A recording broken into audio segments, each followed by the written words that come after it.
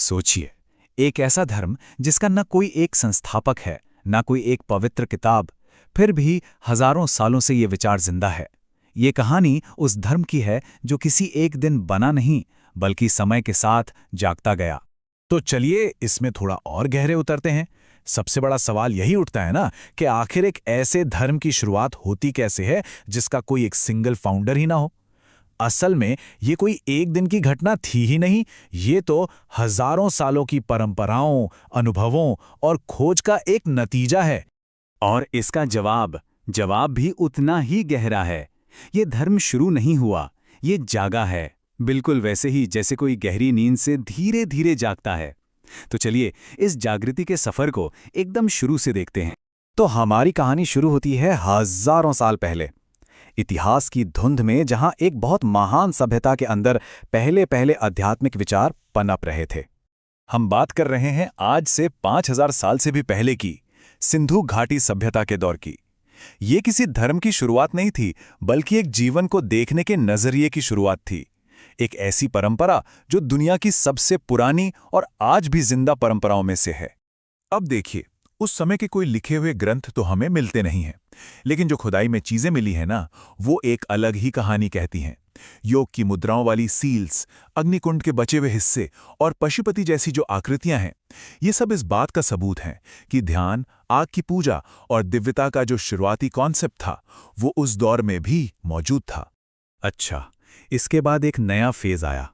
एक ऐसा वक्त जब सारा ध्यान अंदर नहीं, बाहर की दुनिया पर था, जहां पवित्र अग्नि और पावरफुल भजन ही देवताओं से कनेक्ट करने का जरिया थे।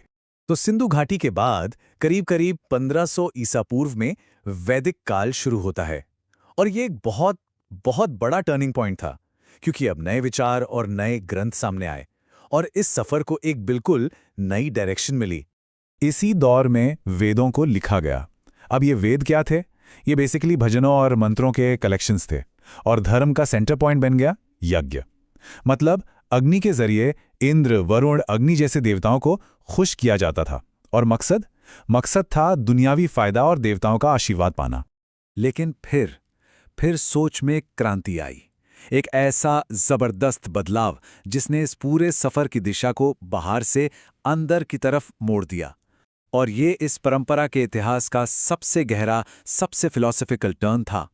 जो साधक थे, जो ऋषि थे, वो अब एक नया सवाल पूछने लगे, क्या सिर्फ ये यज्ञ और कर्मकांड ही काफी हैं? मतलब बाहर की दुनिया को तो साध लिया, पर असली सवाल तो ये है कि इस शरीर और इस दिमाग के पार मैं कौन हूं? बस इस एक सवाल ने सब कुछ बदल कर रख दिया। और बस यहीं से फोकस पूरी तरह शिफ्ट हो गया बाहर के कर्मकांड से अंदर के ज्ञानकांड की तरफ। अब मकसद सिर्फ देवताओं को खुश करना नहीं था, बल्कि अपने अंदर जो आत्मा है उसे जानना था। दुनियावी चीजों की जगह अब आध्यात्मिक मुक्ति यानी मोक्ष ने ले ली थी। और जानते हैं, इसी गहरी खोज से एक महावाक्य निकला जो उपनिषदों के ज्ञान का कह सकते हैं दिल है। अहम ब्रह्मास्मि। इसका मतलब है मैं ही ब्रह्म हूं। सोचिए कितना क्रांतिकारी विचार था ये, कि हर इंसान के अंदर की जो चेतना है, जिसे आत्मा कहते हैं, और इस पूरे यूनिवर्स की जो परम चेतना है, जिसे ब्रह्म कहते हैं, वो अलग नहीं, वो एक ही है। मतलब सारी खोज बाहर नहीं, अंदर ही खत्म होनी थी। अच्छा, ये जो इतनी गहरी फिलॉसफी थी, ये आम लोगों तक कैसे पहुंचती? इसका जवाब मिला कहानियों में। इसके बाद वो दौर आया जिसे हम महाकाव्यों का युग कहते हैं, जहां इस मुश्किल फिलॉसफी को आसान, रिलेटेबल कहानियों में बुना गया। रामायण और महाभारत, इन महाकाव्यों ने धर्म को प्रैक्टिकल बना दिया। और खासकर भगवद गीता, जो महाभारत का ही एक हिस्सा है, उसने तो कमाल ही कर दिया। उसने कर्म, भक्ति और ज्ञान, ये 3 सीधे सरल रास्ते दिखाकर आध्यात्मिकता को हर किसी के लिए पॉसिबल बना दिया। इसके बाद मध्यकाल में एक और बड़ी क्रांति हुई, और ये थी दिल की क्रांति। एक ऐसी क्रांति जिसने आध्यात्मिकता के दरवाजे हर किसी के लिए खोल दिए। कोई फर्क नहीं पड़ता था कि कौन किस जाति का है या किस वर्ग का। ये था भक्ति आंदोलन। इसने सिखाया कि ईश्वर को पाने के लिए बड़े बड़े यज्ञ या बहुत मुश्किल ज्ञान की जरूरत नहीं है, बस सच्चे दिल से प्रेम और भक्ति चाहिए। कबीर, मीरा, तुलसीदास, इन जैसे संतों ने यही सिखाया कि ईश्वर के साथ एक पर्सनल रिश्ता बनाना, वही सबसे सीधा रास्ता है। और पता है क्या, ये सफर आज भी चल रहा है।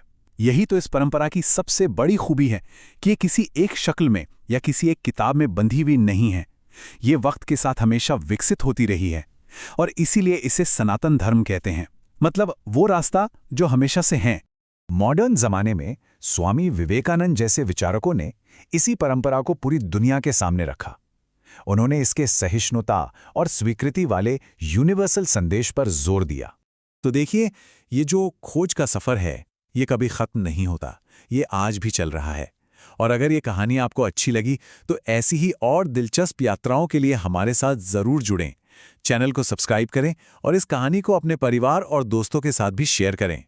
और आखिर में ऋग्वेद का एक ऐसा विचार है जो इस पूरी परंपरा की आत्मा को, इसके सार को एक लाइन में बता देता है।